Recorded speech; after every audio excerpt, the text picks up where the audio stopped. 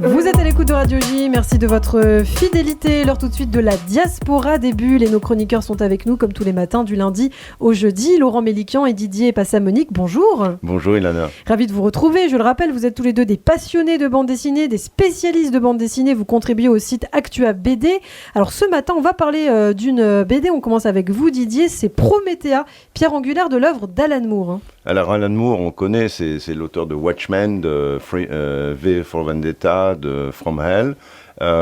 Ce que les gens savent peu, c'est que c'est une espèce de mage en fait. Alan Moore, il a décidé de ne plus quitter Northampton au centre de l'Angleterre. Il a déchiré son passeport parce qu'il pense que c'est le centre tellurique du monde.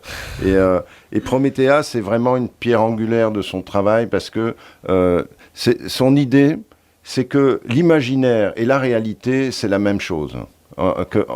L'imaginaire n'est jamais qu'une transposition magique de la réalité. Et donc c'est quelqu'un qui fait énormément appel, par exemple, à la tradition juive. Dans Promethea, on va trouver des arbres séphirotiques à chaque chapitre. Et c'est un petit peu comme Jodorowsky. C'est que il se considère au-dessus des religions, c'est-à-dire qu'il va aussi bien s'inspirer des religions orientales, comme le bouddhisme, que de la religion juive, que de la religion chrétienne, etc. Et tout ça donne un mélange complètement baroque, c'est complètement symphonique, qui est formidablement illustré par le dessinateur de la BD qui s'appelle John Williams III.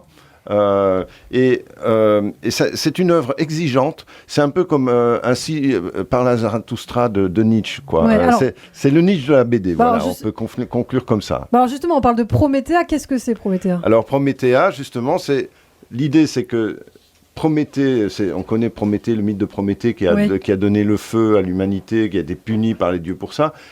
Là, Alan Moore se dit que Prométhée, c'est une femme. Et c'est cette femme qui va traverser des siècles et qui va influencer le monde par sa magie.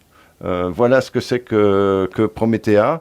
Alors, c'est difficile à résumer. Mais des féministes alors quand même. Il est plus que féministe, on peut dire, parce qu'il vit avec plusieurs femmes. Ah oui.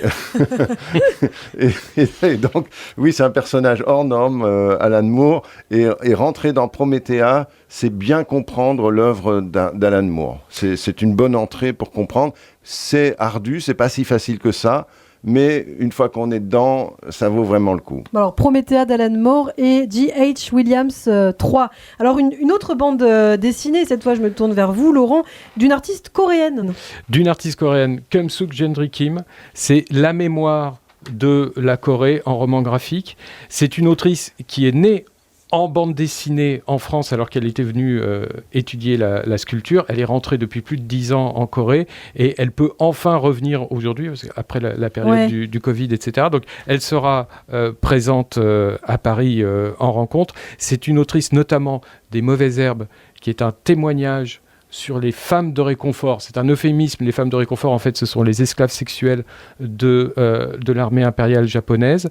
Son autre roman graphique publié récemment, L'attente, aux éditions Futuropolis, traite de la séparation des familles, des gens qui, depuis 70 ans, attendent leurs proches, qui a été d'abord publié en Corée, maintenant en France.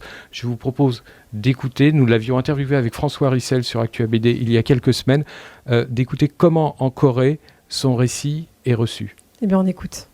Mais il n'y a pas tant de monde qui en parle parce que ça les intéresse plus. Ça intéresse plus aux Coréens actuellement. Parce qu'on en a parlé tellement avant par la télévision, par des émissions, et dans les années 80, et tout ça. Et puis maintenant, ces gens-là sont trop âgés. Beaucoup de monde qui sont déjà partis.